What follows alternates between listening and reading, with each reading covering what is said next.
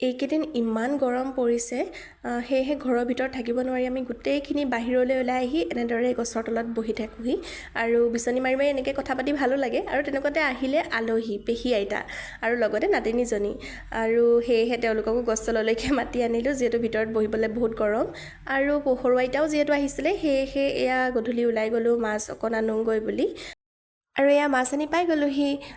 কুঁহি মাছ কেইটামান পালোঁ লোকেল মাছৰ নামত ব'লক তেতিয়াহ'লে ভিডিঅ'টো আৰম্ভ কৰোঁ বৈ কিবা আনি থৈছানে ভোল আনি থৈছোঁ আৰু মাছ আছে সৰু মাছ এতিয়া কেনেকৈ বনাবা এতিয়া বনাম আৰু মোৰ নিজৰ হেৰিমতে চাইছোমতে আৰু আজি তেতিয়াহ'লে কেনেকৈ বনায় আপোনালোকক দেখাই আছোঁ ব'লক এয়া আমাৰ ৰাতি সাজৰ আজি প্ৰিপেৰেশ্যন হৈ আছে আইতাই কাটিছে এয়া ভোল আৰু বৌৱে এয়া মাছ গুচাই আছে আজি হ'ব আৰু তেতিয়াহ'লে ন ধুনীয়া এসাঁজ হ'ব আজি এয়া দেখিছেনে বহু দিনৰ মূৰত দুয়ো বাই ভনী একেলগে মিলি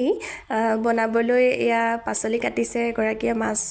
বাচিছে আৰু এয়া মাছখিনি ধুনীয়াকৈ হালধি আৰু নিমখ অকণ সানি এনেদৰে থৈ দিছে আৰু ইফালে আইতা বনাবলৈ সাজু হৈয়ে গ'ল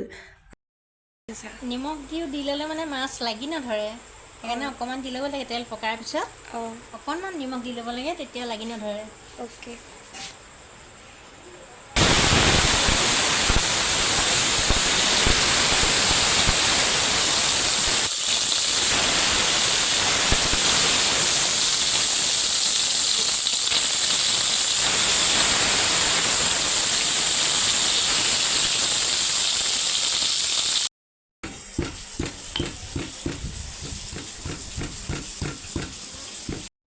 আৰু তেল পকাৰ পাছত ধুনীয়াকৈ নহৰু পিঁয়াজ দি এই ভোল আৰু আলুখিনি ধুনীয়াকৈ আইতাই ভাজি লৈছে প্ৰথমতে এইখিনি ভাজি অকণমান লেৰেলাই ল'ব আৰু ইয়াতে আপোনালোকে নিমখ আৰু হালধি নিজৰ আন্দাজমতে ধুনীয়াকৈ দিব আৰু এইখিনি ধুনীয়াকৈ এতিয়া ঢাকি দিছে আৰু এয়া দেখিছেনে ভোলত অকণমান পানী ওলাইছিলে কিন্তু হ'লেও যিহেতু জোল খাম বুলি ভাবিছিলোঁ সেয়েহে আৰু অলপ পানী ওপৰতে দি দিলে আৰু ইয়াতে মাছজনীও দি ধুনীয়াকৈ এইখিনি অকণমান সিজিবলৈ ঢাকি দিলে আৰু এতিয়া এইখিনি প্ৰায় হ'লেই আৰু ৰেডি আৰু ইফালে আইতাই পেটু বনাবলৈ ৰেডি কৰিলে মাছৰ পেটুখিনি আইতাই বহুত ধুনীয়াকৈ বনায় ভাতৰ লগত সেয়ে আপোনালোকক দেখাই দিম বুলি ভাবিলোঁ এয়া একেটা কেৰাহীতে প্ৰথমতে পিঁয়াজ দি দিলে তেলতে আৰু এতিয়া জলকীয়া দিছে আপোনালোকে জলকীয়াটো নিজৰ সোৱাদ অনুসৰি দিব কিছুমানে কম খায় কিছুমানে বেছি খায় আমাৰ জলকীয়া খোৱা মানুহ খুব কম সেয়েহে কমকৈ দিছে আৰু ইয়াতে আপোনালোকে বেলেগ মছলা এড কৰিব পাৰে ঘৰত পিছা আমি এড কৰা নাই যিহেতু এনেকৈয়ে ভাল লাগে খাই আৰু এতিয়া ইয়াতে ভাত দি দিছে এনেকৈ আপোনালোকে ভাত দি পেটু ভাজি খাই পাইছে নাই মাছৰ পেটু খাবলৈ খুব ধুনীয়া লাগে আপোনালোকে খাই চাবচোন আৰু তাতে এয়া প্ৰথমতে হালধি দিলে